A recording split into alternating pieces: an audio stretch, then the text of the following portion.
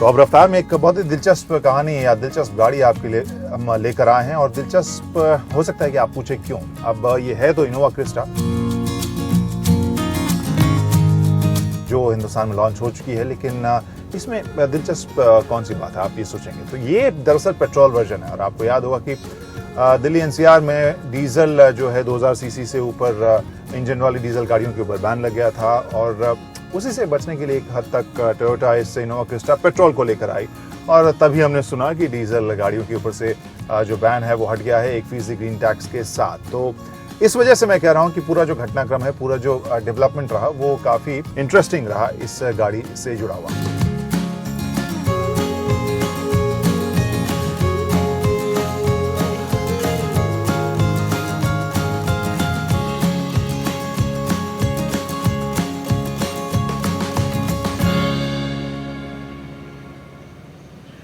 अब जब Innova Crysta आई है तो फिर इसके बारे में कुछ ना कुछ तफसील से मैं बताना जरूर चाहूंगा, क्योंकि अब हम ये समझ सकते हैं, आराम से समझ सकते हैं, बड़े इत्मीनान से समझ सकते हैं कि इनोवा अपने अगले स्टेज, अपने अगले लेवल पर जा चुकी है क्रिस्टा के साथ। बहुत ही ठोस तरीके से अब आगे लेकर आई है टोयोटा। इसे काफी प्रीमियम एमयूवी या एमपीवी बनाकर कंपनी लेकर आई है, जिसमें बहुत से ऐसे ग्राहक जो अपने बड़ी फैमिली के लिए एसयूवी नुमा गाड़ी भी चाहते हैं, आरामदेह कोई एक बड़ी सवारी भी चाहते हैं और हाँ एमयूवी भी चाहते हैं, उन सबको एक साथ कंपनी लेकर आई है।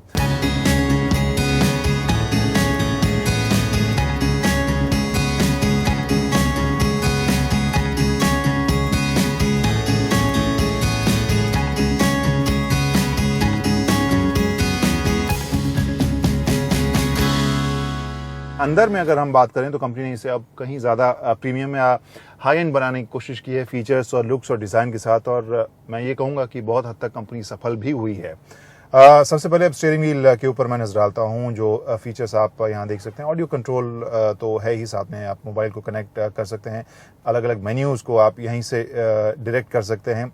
यहाँ पर आप क्रूज कंट्रोल का लीवर भी देख रहे हैं जो स्टीयरिंग व्हील के साथ ही है। काफ़ी फंक्शनल है, काफ़ी सहूलियत आपको मिलेगी उसको एक्सेस करने की। सहूलियत आपको इन सभी जो क्लाइमेट कंट्रोल या एसी के जो स्विचेस हैं उसको हैंडल करने में भी लगेगी, क्योंकि ये जो डैश का हिस्सा है वो आगे की तरफ उभरा हुआ है, यानी आपको ड्राइव करते वक्त बहुत ज़्यादा डिस्ट्रैक्शन नहीं होगा अगर आप इस बटन को एक्सेस करना चाहते हैं तो। वहीं अगर मैं इस डिस्प्ले को देखूं तो काफ़ी बड़ा सा है और ये हो सकता है छोटा भी होता तो शायद और ज़्यादा आकर्षक लगता, लेकिन खैर यहाँ पर कई सारे आपको फंक्शंस तो मिलेंगे ही।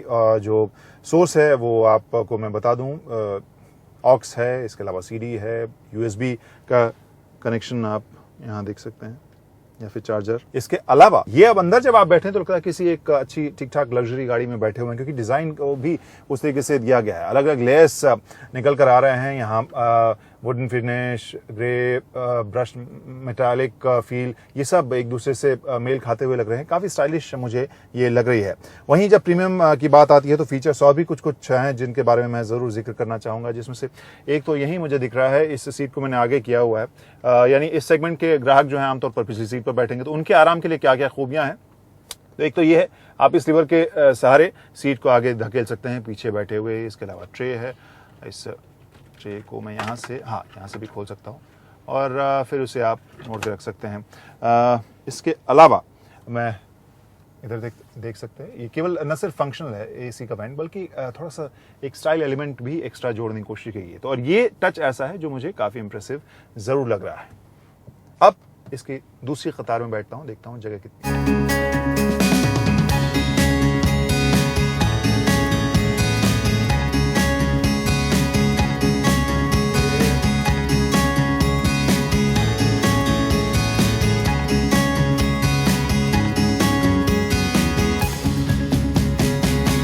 और अब इस सीट की तरफ मैं इसलिए बैठा हूँ क्योंकि ये वाला फीचर आपको दिखाना चाह रहा था। कॉम्पैक्ट भी है और फंक्शनल भी है। बॉटल होल्डर, ग्लास होल्डर आप इसे जो कहें, और साथ में बॉटल रखने की जगह यहाँ भी काफ़ी है। जो एमयूवी वाली, जैसे मैंने कहा कि खूबियाँ बरकरार रखी गई हैं, जहाँ सामान ना भी रखने की जो प्रैक्टिकल छोटी छोटी जगहें निकाल कर दी गई हैं वो भी बरकरार है, और साथ में जैसे हमने कहा कि इसे थोड़ा हाई एंड भी करने की कोशिश की गई है। तो ये सब खूबियाँ मुझे लग रही हैं अच्छी। अब तीसरी कतार में जाकर देखता हूँ कि वहाँ पर कहानी किस तरह की नज़र आ रही है।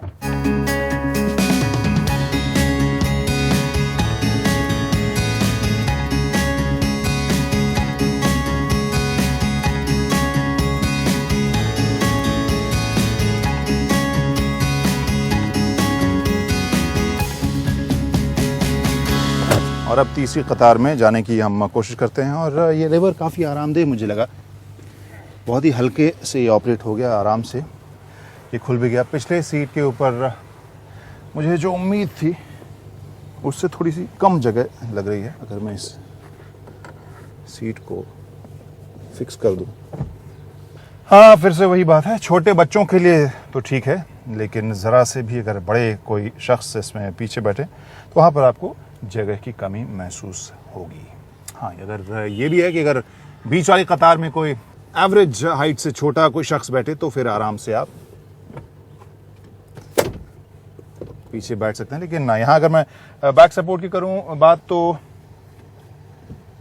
आप इसे पीछे की तरफ कर सकते हैं। लेग नी रूम बहुत ज़्यादा आपको नहीं मिलेगा, लेकिन हाँ अगर एवरेज हाइट है तो ठीक ठाक आपको हेडरूम मिल सकता है। और पीछे जो कि आप रिक्लाइन इसे कर सकते हैं तो एक आरामदेह ऑप्शन होगा। तो मैं कहूँगा लंबे आदमियों के लिए तीनों कतार में से आगे के दो कतारें आरामदेह हैं, पिछले नहीं है, लेकिन एवरेज हाइट से थोड़ी सी कम वाले लोगों के लिए यानी बच्चों के लिए खास तौर पर मैं कह सकता हूँ कि तीसरा कतार भी ठीक ठाक आरामदेह है। यहाँ भी बॉटल होल्डर है, ग्लास होल्डर या जगह इसमें ज़रूर दी गई है। और एसी का वेंट यहाँ पर अलग से दो दिया गया है, तो आराम की पूरी गुंजाइश है। और अगर मैं मान लीजिए हम तीनों कतार के ऊपर लोग बैठे हुए हैं तो फिर लंबी ट्रिप पर जाएंगे तो सामान भी होगा, सामान की जगह कितनी है वो भी देख लेते हैं। तो अगर तीनों कतारों को हम खोल के रखें फिर आपको यहाँ पर सामान रखने की जगह सीमित लगेगी। लेकिन अगर इस पिछली सीट को आपको मोड़ना है तो फिर आप इसे ऐसे मोड़ सकते हैं, काफ़ी जगह तब मिलेगी अगर आप आगे के दो कतारों को खोल के रखते हैं। तो एमईवी वाली सारी खूबियाँ इसमें थी ही, अब इसे और ज़्यादा प्रीमियम भी कंपनी ने पेश किया है।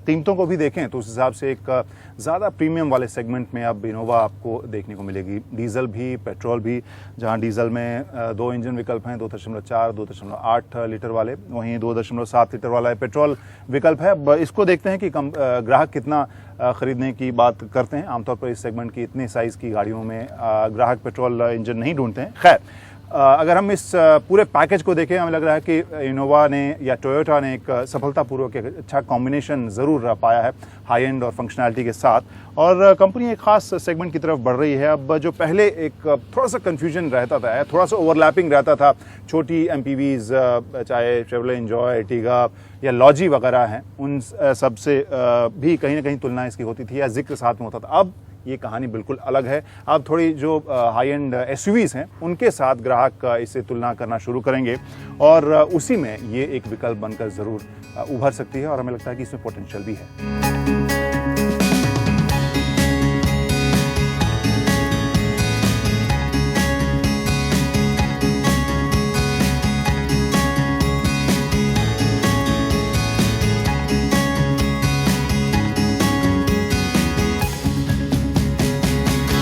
और इस इनोवा क्रिस्टा की ड्राइव के बारे में अगर मैं बात करूं, मुझे स्मूथ ही ये ड्राइव लग रही है। काफ़ी सस्पेंशन जो इसका ठोस है और आपको आरामदेह ये ड्राइव देता है और बैलेंस आपको काफ़ी अच्छा देता है, और एक बड़ी गाड़ी वाली जो फील आती है वो आपको एक काफ़ी स्मूथ ड्राइव भी ज़रूर देता है। कैबिन के अंदर आवाज़ कम है, ये शायद इस वजह से भी ज़्यादा कम है क्योंकि ये पेट्रोल विकल्प आज मैं चला रहा हूँ। और पेट्रोल इंजन की अगर मैं बात करूँ तो जो शुरुआती आरपीएम पर जिस तरह से इसका प्रदर्शन है, बहुत ज़्यादा आपको चुस्त या मज़ा नहीं लगेगा, क्योंकि इस तरह की गाड़ी में आप ज़्यादा टॉर्क की उम्मीद करते हैं। इसमें 2.7 लीटर का पेट्रोल इंजन लगा हुआ है और वो जो नया है कंपनी के लिए। हालांकि अब डीजल की अगर बात करूं तो 2.4 और 2.8 वाला जो दो विकल्प है ही। खैर, इसकी ड्राइव में ट्रांसमिशन की अगर मैं बात करूं तो ऑटोमेटिक और मैनुअल दो ट्रांसमिशन का विकल्प भी है, जहां ऑटोमेटिक शुरुआती आरपीएम पर लग रहा है कि हाँ थोड़ी सी ज़्यादा और टॉर्क की होती है गाड़ी तो और मज़ेदार रहता है, लेकिन उसके बाद जब आप एक बार क्रूज करने लगते हैं तो फिर ये मज़ेदार ड्राइव ज़रूर लगती है। तो उस हिसाब से जो चिर परिचित ड्राइव है इनोवा का, लगभग वही आपको इसमें भी महसूस होगा। आरामदेह है, कॉन्फिडेंस आपको देती है। तो इनोवा का जो चिर परिचित ड्राइव है लगभग वही आप इसमें महसूस करेंगे, आरामदेह, ठोस और कॉन्फिडेंट भी।